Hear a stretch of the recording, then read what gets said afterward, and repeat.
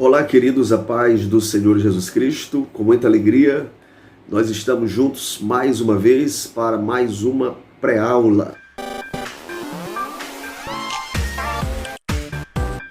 Nesse trimestre, nós estamos estudando uma temática muito importante e na nossa última pré-aula, nós destacamos aqui a palavra que vai aparecer muitas vezes nesse trimestre e é, digamos assim, a palavra-chave, que é a palavra sutileza.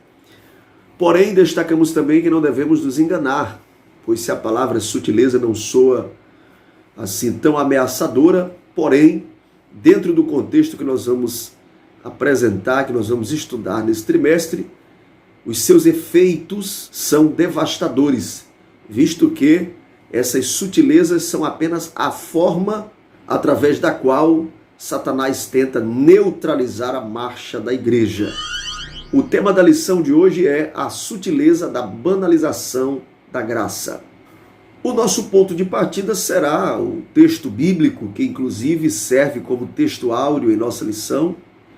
Carta de Paulo aos Efésios, capítulo 2, verso 8, a palavra de Deus nos diz: porque pela graça sois salvos, por meio da fé, e isso não vem de vós, é dom de Deus. Querido professor, querido aluno, querido entusiasta da Escola Bíblica Dominical, o primeiro passo para que a sua aula seja bem-sucedida é que você apresente aos seus alunos o conceito da graça de Deus. A nossa lição vai nos apresentar com muita maestria o comentário do pastor José Gonçalves, que nos orienta quanto a este precioso conceito.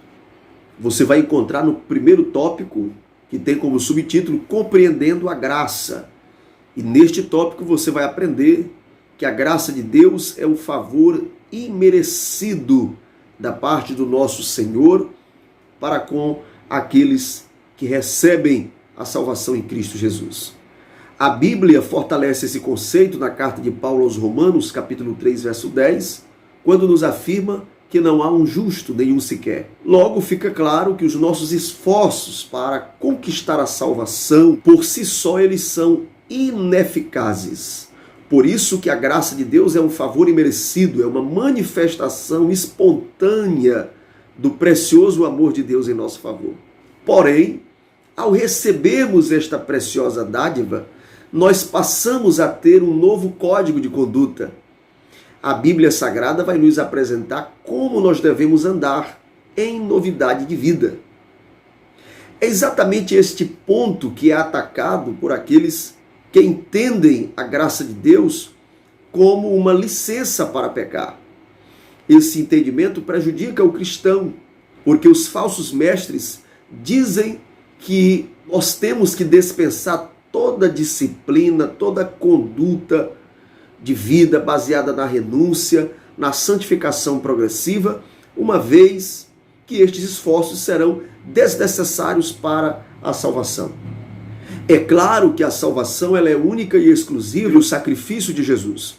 Porém, nós vamos mostrar agora na Bíblia Sagrada que o cristão precisa sim ter uma conduta de vida diferenciada. Romanos capítulo 6, versículos 1 e 2. Que diremos, pois? Permaneceremos no pecado para que a graça seja mais abundante?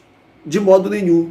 Nós que estamos mortos para o pecado, como viveremos ainda nele?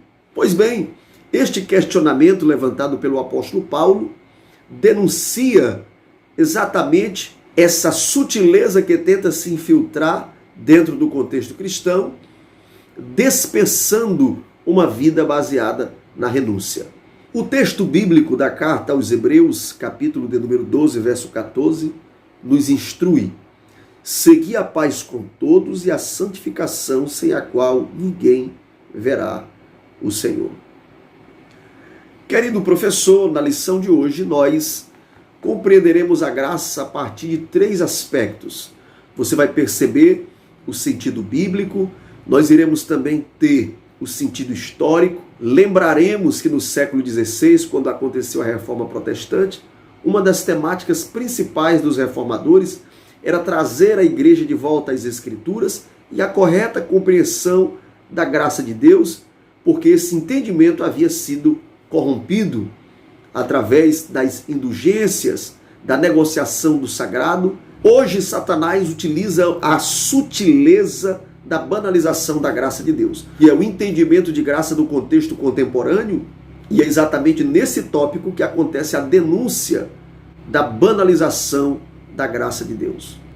Banalizar a graça de Deus é compreendê-la de forma equivocada e achar que não temos a necessidade de termos uma vida santa diante de Deus. E para finalizar a nossa pré-aula, eu quero deixar aqui uma ilustração que o querido professor pode usar em sua aula para dinamizar o entendimento e a compreensão. Um dos fundadores da Academia Brasileira de Letras foi o jornalista e poeta Olavo Bilac. Conta uma história que um dos seus mais próximos amigos decidiu vender uma propriedade e solicitou ao jornalista, que tinha muita habilidade na escrita, obviamente, que redigisse o anúncio para a venda daquela propriedade.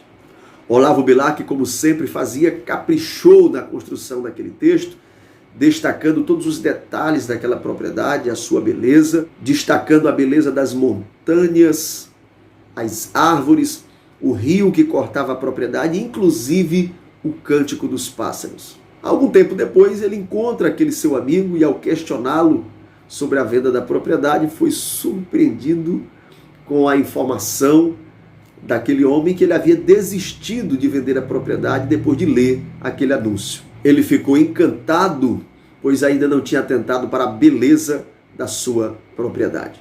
Essa ilustração nos faz pensar que assim estão vivendo muitos cristãos. Eles ainda não perceberam a beleza da graça de Deus e têm se deixado enganar por um falso entendimento de banalização da graça de Deus, e assim eles barateiam algo que é tão precioso. Precisam olhar para a Bíblia, a preciosa carta de Deus, redigida por santos homens, inspirados pelo Espírito Santo, porque esta carta mostra com clareza a beleza da vida cristã. Assim sendo, compreendendo a beleza da graça de Deus, jamais iremos barateá-la ou banalizá-la. Que Deus abençoe a você grandemente e tenha uma excelente aula.